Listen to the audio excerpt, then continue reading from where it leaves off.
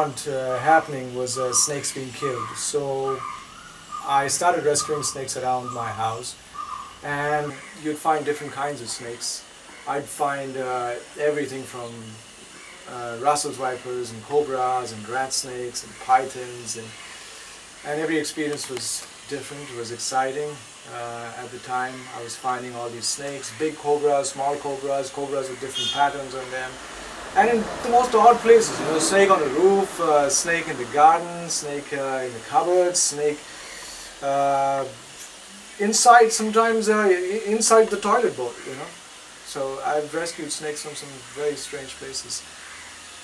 So I did that for a long time, and that's probably about 12 or 13 years of serious snake rescuing. During which one. So I'd gone to someone's house to rescue a snake. I'd been called to rescue a snake, and it turned out it was a cobra. I caught the snake. It was in a shed. Put it in the bag, and after a while, I wanted to go over to my friend's place who works at the forest department, drop the snake over, because I used to give the snakes to him, and he used to release them. And at the time, I used to have these, you know, these kind of gym bags with this closed zipper, and I had a number of snakes escape from those bags, because what happens is the zipper never closes completely, and if the snake sees even a bit of light coming out through that, it'll keep pushing, and snakes are really good at getting out of tight places. Anyways, I don't want to keep the snake for too long in my house anyway, so I put the bag on my shoulder and I'm riding my motorcycle. I'm at about the Gandhi Chalk at the circle. Like a lot of traffic around me, and I suddenly have this kind of smooth sensation on my arm. And I look down and it's the cobra. Oh, it's like its head is on my hand. And it's looking out completely confused at all the traffic around. So the first thing I thought was, this snake cannot get out into the traffic because it will be complete chaos trying to catch it if I don't get bitten or it doesn't get run away in the first place. So what I did was, I know this is just like acting kind of maybe on instinct, or I just tapped it twice with the flat of my palm on its nose, and I know what happens is generally snakes pull back. So it's only a part of its head was out. So when I did that, the snake quickly withdrew. And I stopped the bike immediately on the side of the road because I was doing this while the bike was moving. I pulled the bike to the side. Listen to my heart go for like 5 minutes. So I back on the bike. Within a couple of minutes I was at my friend's place, and we took out the snake, and I looked inside the bag and it was stinking, because the snake had just regurgitated a rat. Now this is not just any ordinary rat, but it was a rat which was covered in maggots, which means that the rat was dead already when the snake was swallowing it. Which was kind of interesting for me. Yeah, I would release them immediately. Sometimes maybe keep them for a day or two if they were snakes that couldn't be released very close by, or if they were injured or anything like that. Would just take them, I would take them to a forested area and release them there. But after a while I began to realize, and from what other snake rescuers and snake experts were talking about, I started to realize that the best place actually to release a snake is right where you catch it. So it means if you catch it in this house, you've got to release it back in this compound. You can't just take it and dump it in Birla, you know, or Mollem or something like that. It doesn't work like that. I mean, how would any one of us feel if we were just unwanted in one place and they said, okay, well, we're taking you and dumping you in Bangladesh, you know, figure out a life there, if you can survive. So what happens is, a wildlife sanctuary, people tend to think, oh, this is what we're doing something great. We're taking all these snakes which are getting into conflict with people, and we're going to put them in nature. Well, this is nature, and that is also nature, and there are snakes already there in that place. They're not going to like it if you keep bringing other snakes and dumping it on them. There's going to be fights. Snakes have territories, they're territorial. You know, I live here. You cannot just say this person's unwanted and now you live with him. It doesn't work like that. So that was one of the main reasons I started reducing my rescue work because people couldn't understand this. Well, people don't want to understand this. Let's put it that way. Because the thing is, there's no real fine if you kill a snake, even though it's illegal to keep a snake. But if you kill a snake, you can always say, oh, yeah, we killed it, so what? So what happens is, when there's a snake in your house and you call a snake rescuer, you're not calling them. Now 90% of the people that call me to rescue snakes were not calling me because they wanted to save the snake. They were calling me because they want to get rid of a problem. That's what it is. And I'm not going to risk my life for people like that. What's the point? After 12 years of snake handling, 12, 13 years of snake handling, you handle all the snakes. So I'm not really learning anything from rescuing snakes. After 400 cobras or 500 cobras, you're not really learning anything new. I've seen all those snakes. So what am I getting out of it? 200 rupees? Is that what I'm getting? Wasting my time? For what? If people don't want to change, what is the point? So that's when I started to think that this is not going to work, because as long as I do this, it's going to be pest control. That's what I'm being treated as. And I don't want to be that. Yeah? I mean, I don't mind the label, but I'm just saying if people's attitude is not going to change, and I can tell you it doesn't change, because when you go and rescue a snake in someone's house and you can't go back the next time when they have a snake, say about 6 months later or whatever, and you can't go back because you're out somewhere else, they will kill it. They don't care. So I am not going to rescue snakes for people like that. That's what I started to think. I was thinking I'm taking these crazy risks. I love handling snakes. I'll handle snakes when I go abroad. I handle snakes in India. I love photographing them. But when you rescue snakes, it's completely different from handling them. Like, I could handle a snake out in the sun with all my equipment, having ample space, so I can take my time. If the snake is really frisky, I can give it a little time to settle down, and I've got enough distance between me and the snake. I've got the snake is on the ground, so I'm at an advantage. What do you think happens when you're hanging off somebody's roof, off a ladder? One hand you're holding onto the beam, and the other hand you're trying to tug a cobra off the roof. What happens when it slips? It lands straight on your neck. Yeah? What do you think happens when you're handling a snake in somebody's garden in the middle of the night with a head torch, and the snake comes up? You can't even see where it is. Or a snake is stuck in a fishing net that somebody has put around their vegetable garden, and you have to hold on to the snake's head, the snake that is really stressed and is not going to hesitate to bite, and you have to cut the net with the other hand.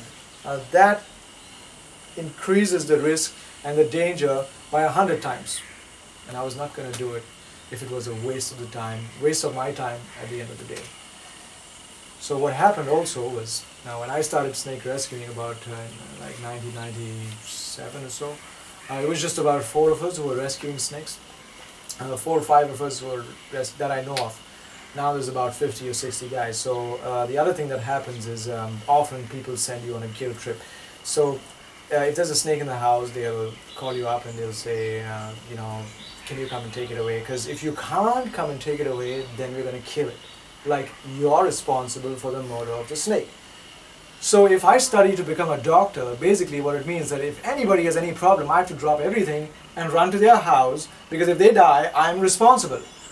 Somehow when it's a doctor, people expect to make an appointment, pay a lot of money, but when it's snake rescue, this is how it was. And I used to feel guilty at times, and I didn't know. It was a little confusing, because you don't know what you should do. You want to tell the people, if you kill that snake, I'm going to send the forest department to your house. But you don't say that. So you say, okay, maybe I'll come or whatever. But now I don't have to do that, you see, because if there are that many guys, I just give somebody else's number. I say, here are 10 other numbers you can call. And they will gladly come and rescue snakes for you. Because they're starting out, they're still at that place where it's fun for them. The solution is not just taking the snakes to one place and dumping them somewhere else. That's like me taking my garbage and throwing it in the neighbor's house, and saying it's problem solved. It doesn't work. Somebody else has to deal with it. So if you don't figure out how do I deal with this garbage in my own house, or how do I sort it out, it's not going to change.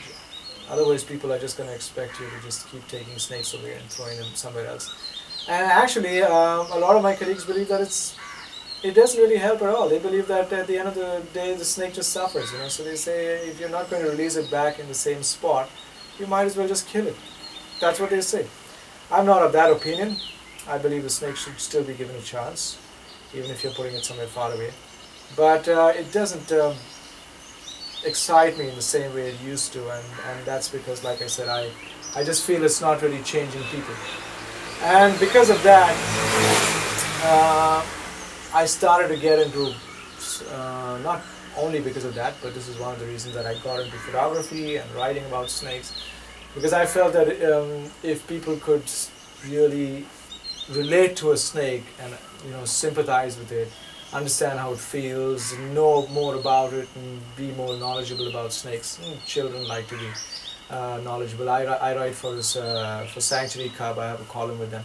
So if you get people involved, you know, and if you get them to understand snakes better, then they are going to be more okay with the snake being around. Otherwise, you're just frightening them.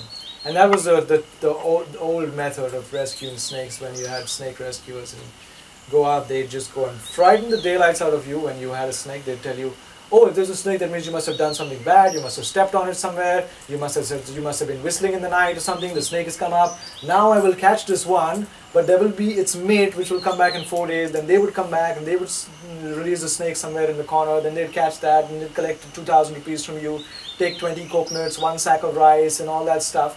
And it was putting fear into people, you know, and that's how they lived. And that was one system. The new system is not like that. But I photograph and snakes or handle snakes is not because I want to save them. That's not the main reason. The main reason is because I like to do that. But I also don't want it to be killed, and that's why I got into rescue work. And I got into rescue work because, like I said, it found me snakes. If you go out looking for snakes, you never find them. The best way to find them is become a snake rescuer. Yeah, well, you know, this is the thing. Snakes are so well adapted now to living. Certain species of snakes actually thrive around human habitation. Snakes like cobras and bronzeback tree snakes and rat snakes, they eat rats and they eat the animals that live around our houses. So they actually thrive. And killing a snake is kind of like killing the ants I can see and saying, okay, I got rid of the ants. Did you? Well, no, you didn't, because the whole colony is underground. So for every one snake you see and kill, there are hundreds others that are going unnoticed. It's the ones you see that you bother about, you know. So actually speaking, killing them, you know, because I'm not a sentimentalist. If you work with animals, you cannot be a sentimentalist. And if you have to have like a proper view, you know, the proper perspective. And I know that it's not really going to make a dent in their numbers. If you go around looking for snakes and killing them, nothing's going to change. Yeah. What the problem with that, or what I feel is wrong, is the fact that we are killing the snakes. That's what's wrong, and that's wrong because it is amoral. It is basically us being uneducated and fearful, and it's us killing something for no rhyme or reason. For absolutely killing a beautiful creature, a spectacular specimen of nature for absolutely no reason. Why? Because we're terrified. That's why we're killing it. Not a good enough reason. And I feel bad when that happens. You know, if somebody killed a snake and ate it, you know, that would be a different thing. Unless, of course, snakes were getting endangered. But like I said, only certain species of snakes, like king cobras and all, will really suffer because of habitat destruction. So what happens is, if you take like 40 or 50 species, maybe about 40 species of snakes found in Goa, you're not going to find all 40 if you go looking for them. It's not like you're going to go looking and you find one and then you find second and the third. What will happen is, if you roam around people's houses and you work as a snake rescuer, 12 snakes, that's what you're looking at. 12 different species form 90% of the snakes that you're going to find.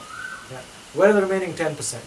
Well, they are very secretive. Certain snakes will only be in the ground, certain snakes will be in Amboli or like only in Molen.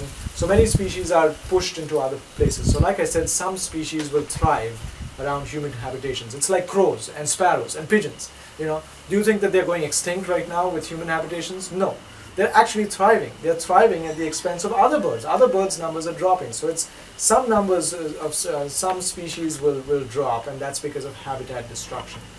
So if you really want to really save snakes, like there are two angles, like I said. One is the moral angle, and the moral angle is we just don't kill snakes just because we see them. It's amoral, I feel. It's a cruel thing to do. But if you are looking at really conserving this biodiversity, then it's habitat that you're looking at. Not actually going and rescuing snakes. It's habitat.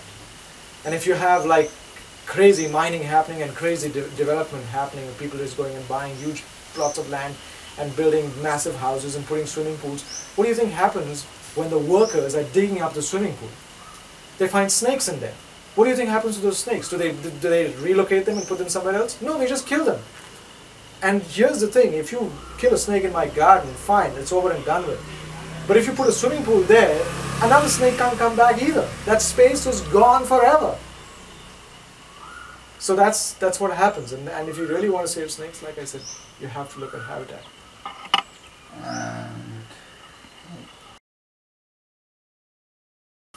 I don't think we should be afraid of anything. Because if you are afraid, well, I look at being afraid as an irrational fear.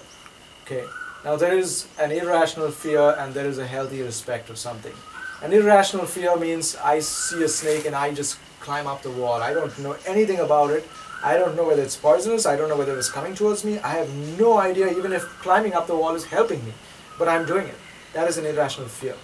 Having a healthy respect means you know something about elephants, okay? And you go to a wildlife sanctuary.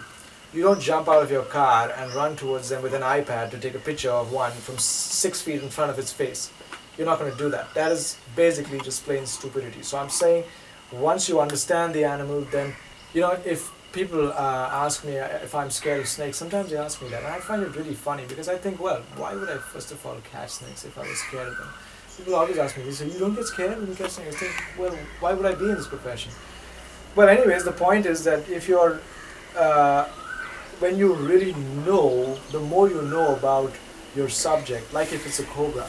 Now, when you put a cobra on the ground, like initially when you learn with a few moves, you know, your technique and all that, and you're working with a crude technique. But if you handle snakes for 10 years or 20 years, you know, it's now 20 years I've been handling snakes, I can tell you what the snake is thinking. That's where you reach. I can tell you, I can look at its face and I can tell you what it's feeling. So the more you know about your subject, you know, the more you can predict it. And so I know exactly what that snake can do. I wouldn't say exactly, but you know, you hone in on that. And that's why I can handle it, because I know how the snake turns. If I catch it by the tail, I know what will happen. If I touch it at that point, I know what will happen. So basically, when you learn about your subject, I'm never ever going to say, oh, a cobra, you know, I'm just scared of it. I'm just going to put my hand in its face and get bitten and I'll be fine. Of course not. That never changes. In fact, what I know once you understand your subject is what is the right distance, what should you do if you see a cobra, can you jump over it, can you walk around it, do you need to do anything about it? And that's what people have to learn. If you really want to coexist with snakes, then you need to understand what's around you. Whether it's, some things are, you don't really need to understand maybe much about flowers, because flowers don't jump at you and kill you. Yeah. But a lot of animals, like dogs for that matter, people are so stupid with dogs. Most animals, people just behave in a very stupid way. And when you behave in a stupid way, what happens is you frighten the animal. So the animal tries to defend itself, and then it does something, and then you freak out even more, and it's a vicious circle, you know, because it's feeding itself. It's going out of control. And that's what happens. So that's why if your question is, should we fear these animals? I believe you shouldn't fear anything. Fear is basically coming from ignorance.